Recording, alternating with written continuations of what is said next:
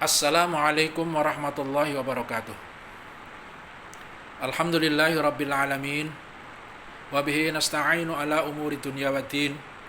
Wassalatu wassalamu ala ashrafil anbiya'i wal mursalin Sayyidina wa maulana Muhammadin wa ala alihi wa ashabihi ajma'in. Amma ba'd. Qala Allah ta'ala fil Qur'anil Karim, a'udzu billahi minasyaitonir rajim. Syahrul Ramadan alladzi unzila fihi al-Qur'an hudan linnasi wa bayyinatin minal huda wal furqan.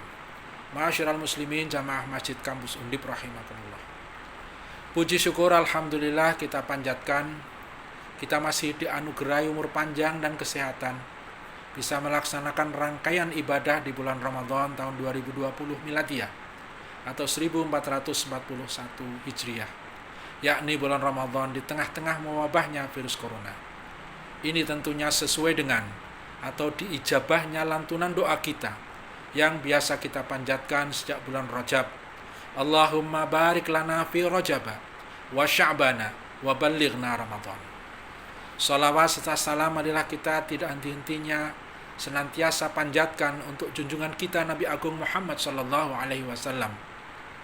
Mudah-mudahan kita semua mendapatkan syafaatnya. Amin Allahumma amin. Ma'asyiral muslimin Masjid Kampus Undip rahimakumullah. Salah satu keistimewaan bulan Ramadan adalah diturunkannya Al-Quran, sebagaimana firman-Nya yang telah saya bacakan di muqaddimah tadi. Terdapat banyak dalil yang berisi motivasi untuk membaca Al-Quran, merenungi makna dan mengamalkannya. Allah Ta'ala berfirman, A'udzubillahi minasyaitonirrajim, Kitabun anzalnahu ilaika mubarakun liyadabbaru ayatihi waliyatadzakkara ulul albab. Ini adalah sebuah kitab yang kami turunkan kepadamu penuh dengan berkah, supaya mereka memperhatikan ayat-ayatnya dan supaya mendapat pelajaran orang-orang yang mempunyai pikiran. Surat Shad ayat 29. Bukanlah tujuan membaca Al-Quran hanya sekedar membaca dan melewati ayat-ayatnya saja, serta menghatamkan bacaannya sebanyak sekian kali. Bukan ini maksudnya. Maksud dan tujuan utama adalah mengambil manfaat dari Al-Quran dan mengamalkannya.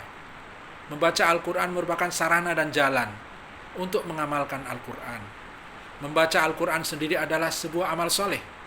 Namun, kita tidak menghususkan hanya membaca Al-Quran dan berhenti di sana. Lebih dari itu, kita harus merenungi makna dan mengamalkannya, sehingga kita bisa menjadi hamba yang mengambil manfaat dari ayat-ayat Al-Quran. Dalam sebuah hadis Rasulullah sallallahu alaihi wasallam bersabda, "Man qara'a harfan min kitabillahi falahu bihi hasanatun wal hasanatu bi asyri amsalihha. La aqulu alif lam mim harfun walakin alifun harfun wa lamun harfun wa mimun harfun." Barang siapa membaca satu huruf dari kitabullah, baginya satu kebaikan. Satu kebaikan akan dilipat gandakan 10. Aku tidak mengatakan alif lam mim itu satu huruf, akan tetapi alif satu huruf, lam satu huruf, dan mim satu huruf. Hadis riwayat Tirmidzi. Adapun orang-orang yang hanya membaca Al-Quran dan tidak mengamalkannya, maka Al-Quran itu akan menuntutnya pada hari kiamat. Rasulullah Shallallahu Alaihi Wasallam bersabda, "Wal Qur'anu hujjatun laka, au alaika." Al-Quran itu akan menjadi hujjah yang membelamu atau yang akan menuntutmu. Hadis riwayat Muslim. Al-Quran menjadi hujjah yang membela kita jika kita mengamalkan kandungannya.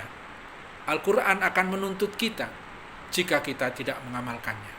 Sesungguhnya Al-Quran akan menjadi musuh pada hari kiamat bagi orang-orang yang membaca dan menghafalnya saja, namun tidak mengamalkannya. Al-Quran bisa jadi berada di depan kita, menunjukkan kita kepada jalan kebaikan, dan menuntun kita menuju surga.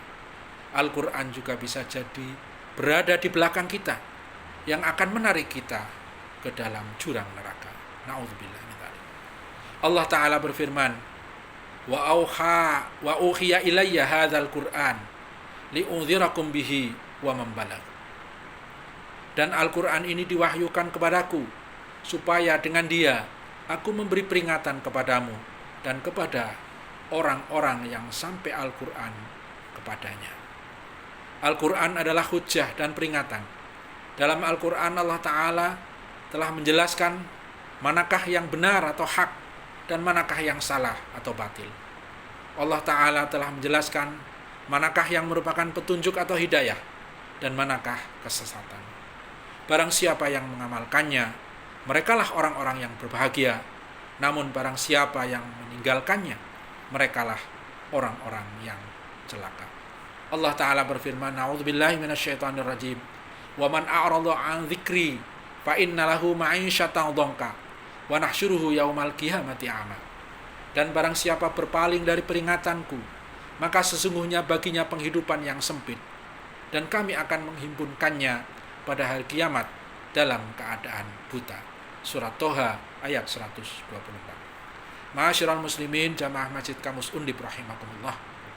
Pada akhir pertemuan singkat ini, ingin kami sampaikan sebuah hadis Rasulullah, Zayyinu manazilakum bis salati wa qiraatil Qur'an.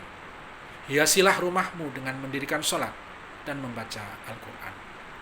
Ramadan tahun ini, di mana berada di tengah-tengah wabah corona, marilah kita isi dengan sebaik-baiknya, sejalan dengan himbauan pemerintah, Majelis Ulama Indonesia, Dewan Masjid Indonesia, Ormas Islam seperti Nahdlatul Ulama dan Muhammadiyah, serta ormas Islam lainnya, untuk stay at home, social distancing, physical distancing.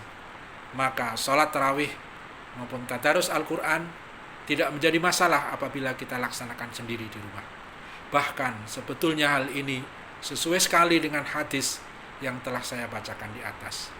Kalau selama ini ketika memasuki Ramadan kita lebih banyak melaksanakan tarawih dan tadarus Al-Quran bareng-bareng berjamaah di masjid, nampaknya Ramadan tahun ini hal ini kita laksanakan di rumah. Insya Allah justru akan menambah kekhusyuan kita dalam beribadah, bukan malah sebaliknya. Ma'asyiral muslimin jamaah Masjid Kamus Undip rahimakumullah. Demikianlah sedikit yang bisa saya sampaikan pada kesempatan ini. Semoga ada manfaatnya. Kurang lebihnya mohon maaf. Wallahul muwaffiq ila aqwamit thoriq. Wassalamualaikum warahmatullahi wabarakatuh.